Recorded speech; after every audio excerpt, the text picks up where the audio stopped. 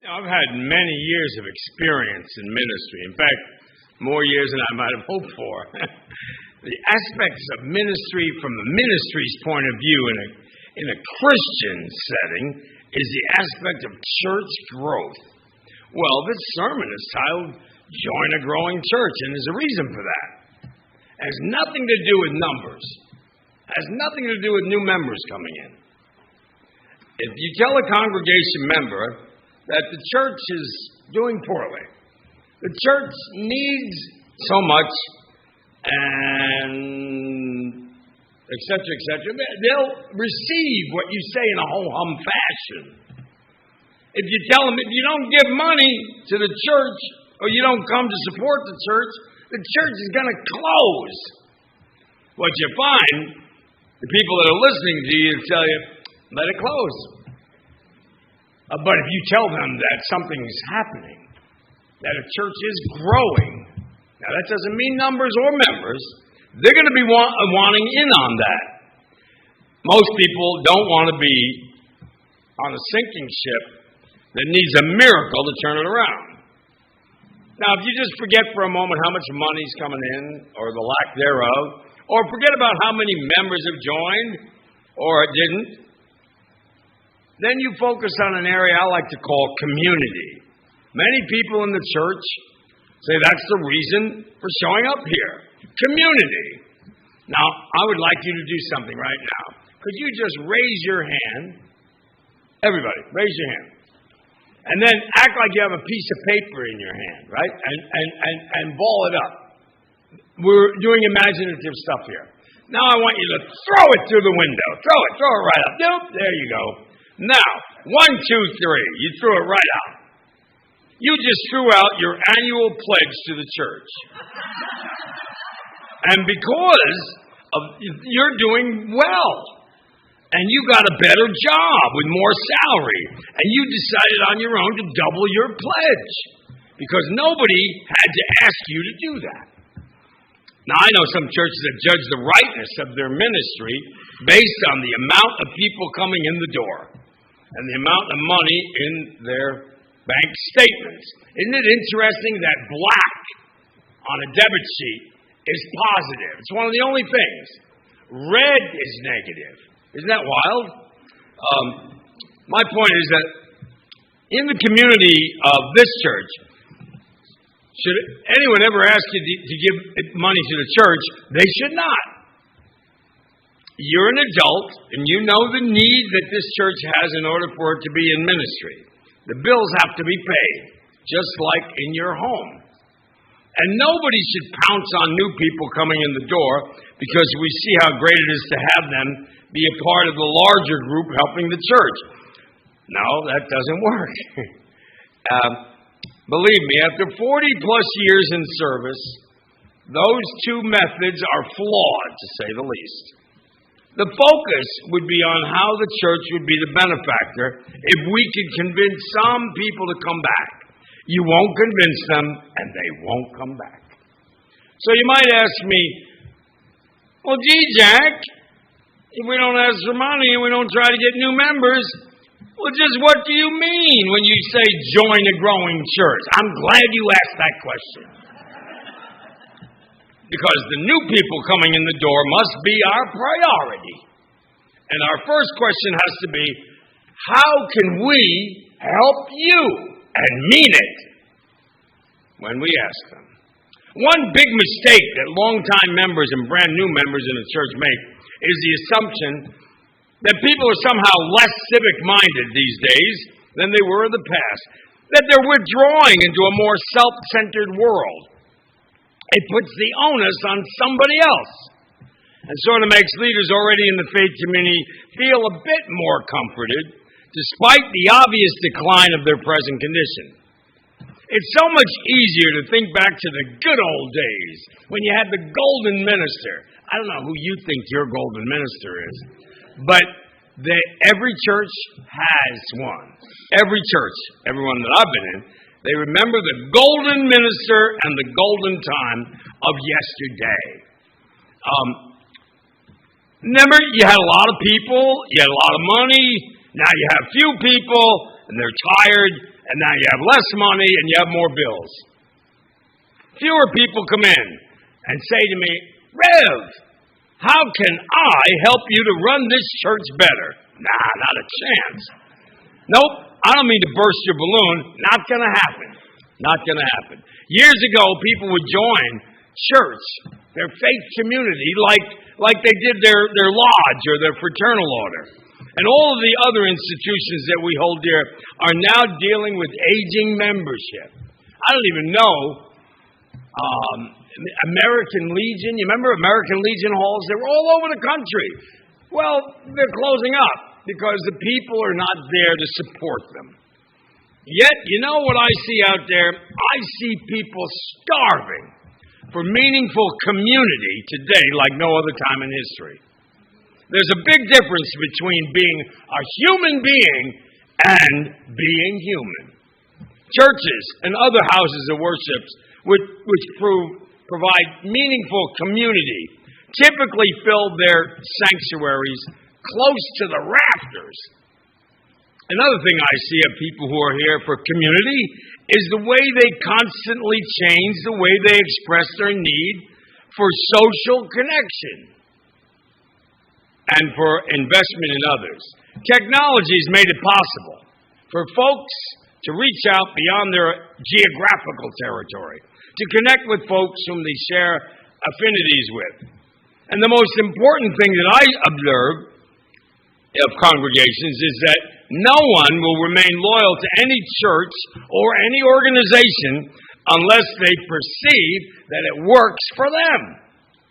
In a world of wonderful choices, there are simply no reasons anymore for any of us to waste our time on enterprises that we perceive are outdated, boring, and irrelevant. There are too many other good things out there. Now, in a recent study that I've read, evolving attitudes of college students, freshmen all the way to senior year, they discover each year young people who express interest in exploring more in life have a side benefit that their spiritual dimension is increasing as well. Yet over that same time span, their sense that organized religion is relevant to that exploring is rapidly diminishing. Now, why is that? Church as we know it now and knew it growing up simply doesn't work for young adults anymore. That's the way it is.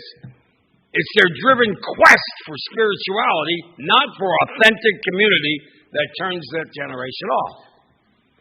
Rather, they are exasperated by the wearisome, irrelevant institutional expressions of spirituality and community. Like it's been said, this ain't your father and mother's church anymore.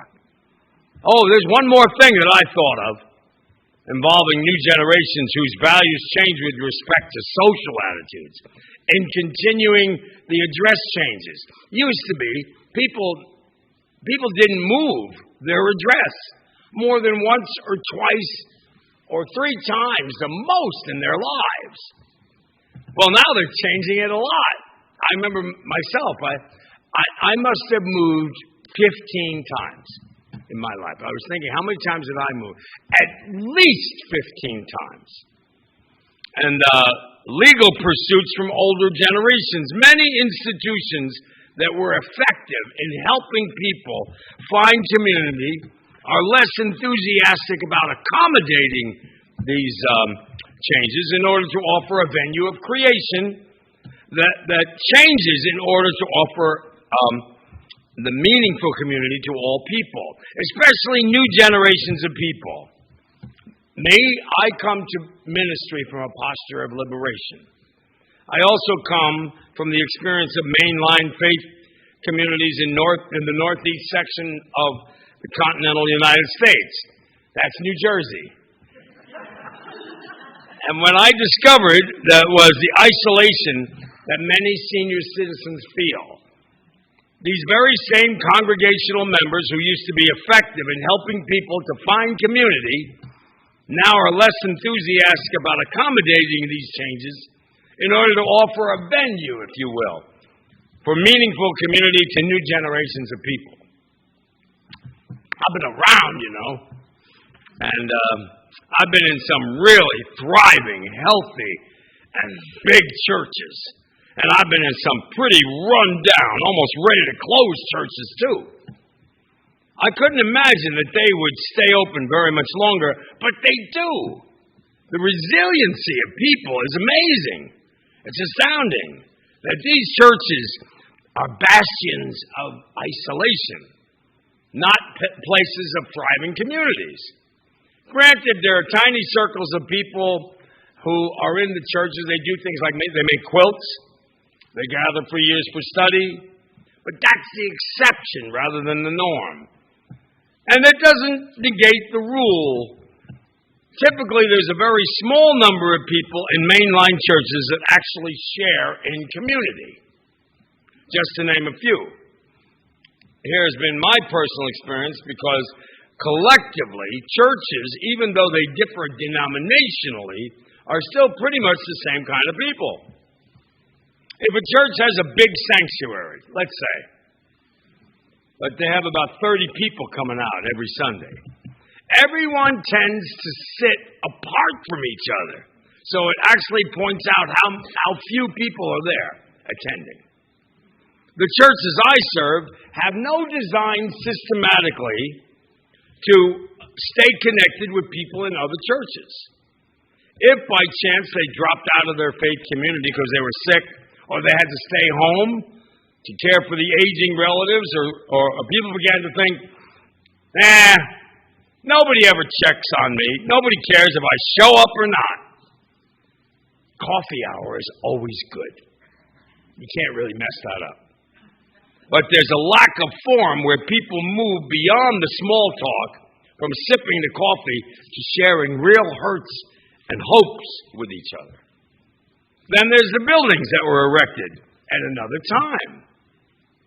And people either died or moved somewhere else. The building then functions as an alien, intimidating presence in a new neighborhood. Do you know how many hours, don't look it up, how many hours are in a week? What? You got it. I read that most churches have locked up their churches 165 of those 168 weeks, hours of all the per week. They only open the church for 3 hours on a Sunday morning. Now, ministries to those less fortunate are done at an arm's length, placing themselves at a very wide distance from people in need. We just don't design intentionally such ministry as part of the larger strategy that really can help neighbors draw from each other. If we want to experience the joys and interdependency of being with one another, we must work to make it happen and never take anyone for granted. In such a reality, it's silly. It's really silly for us to delude ourselves with the notion that people are dropping out because they're somehow less community-minded.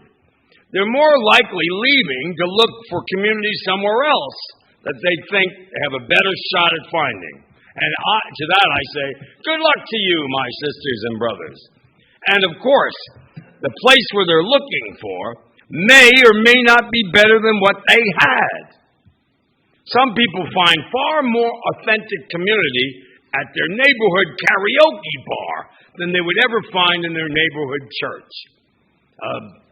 You never know what things are happening. To lift some spirits this morning, I told an example. Down the corner at the barber shop, the barber was arrested for selling drugs. I've been going there for years. I didn't even know he cut hair. Now, see, got you going. Now, if you're a church leader, you dare to choose to be in community over isolation. There's two aspects of that choice. One is your church's relation to the wider community around it. And the other is the quality of the community that exists within the church itself. If you're like most mainline church folks, you will pour more enthusiasm into the first concern than you will into the latter. If your church is extroverted, as ours most certainly is, these concerns will blur together a bit, and that's okay too. Now, I know it's hard. I know it's hard to tell people about Unitarian Universalism. But let me assure you, if you're shy and introverted, you're going to be isolated from people who are extroverted and very communicating with whomever is in the room. That's why people don't know who we are. I'm sure you've had this happen when they ask, well, what church do you go to? Oh, boy. You say, no, we're not the Unification Church or Reverend Sun Yun Moon. And no, we're not the Mormons. And no, we're not the Church of Scientology. We're not even Jehovah's Witnesses. No, we are the Unitarian Universalists, and we've been around, you know. And we intend to stay around our community and the world community. I remember back in the day, I was the fire chaplain. I was the police precinct chaplain. I was a mentor to wayward juvenile delinquents attending the local schools, counseling teachers to hang in there with the kids. You know, don't give up on them. I served as the house funeral minister of funeral homes when they called on me. And wow, I could write a book just on those experiences alone. Later on, I was a coach for my two sons' football team, baseball team. I was a regular figure in the community, a resource for all kinds of, what will you say, agencies and places to go to get help, like groceries and clothing and computer skills to get a job. I even gave pep talks at AA meetings. We had 16 AA meetings in our church. And they called me on, give a little pep talk. I think that would constitute a little bit of what it's like to be involved in community, wouldn't you say? And maybe my best advice to everyone is don't be a snob. Because new people can pick up how you perceive them very quickly. And how you, in the long term, treat these people will determine if they'll ever come back. I went to Publix. I saw a very handsome young man, all of 19. I think he weighed 100 pounds.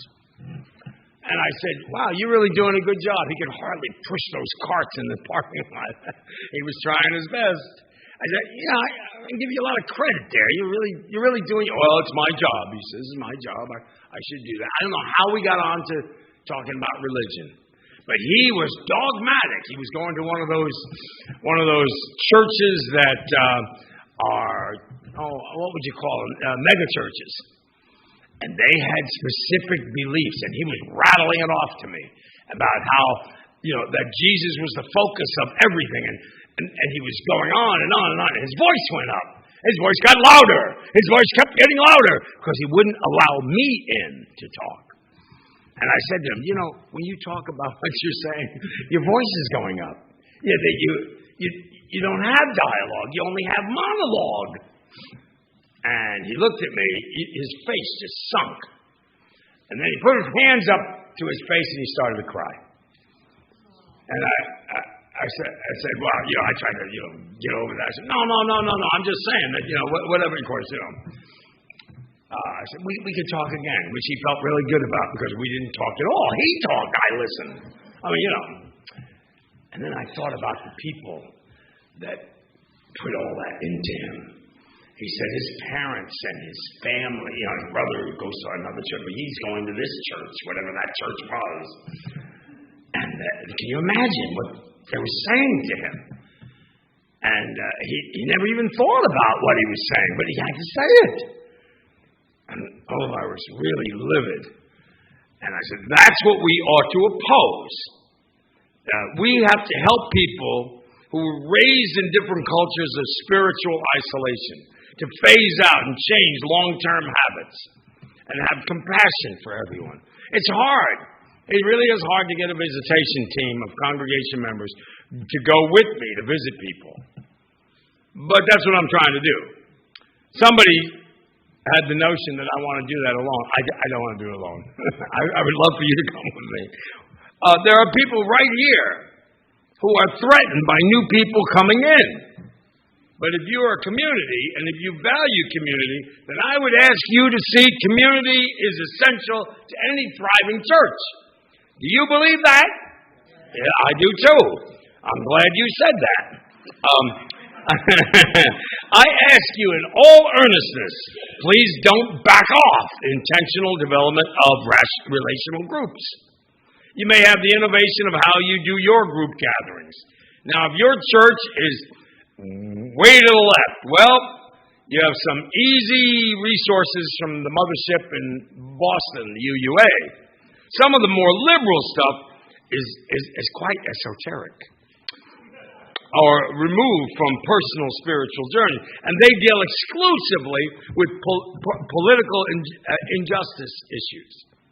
And one person in our church asked me, very, very candidly, how many times are you going to talk about Martin Luther King? And I looked at them and I said, yeah, I have a dream. I have a dream. But they're right. You know, I shouldn't speak about just one thing, but I do. I do. And it's because I'm passionate about that. But it's true.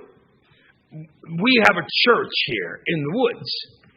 And this person right here had knowledge of this place and saw this place before we had anything here. And we've got a few people like that. And that's why I like to get there. That's why when I went over there yesterday to your house, I said, please tell us, Alex, what is your experience? I'm trying to get her to write it up. Some of the people are highly professional. Some of the people here are highly paid.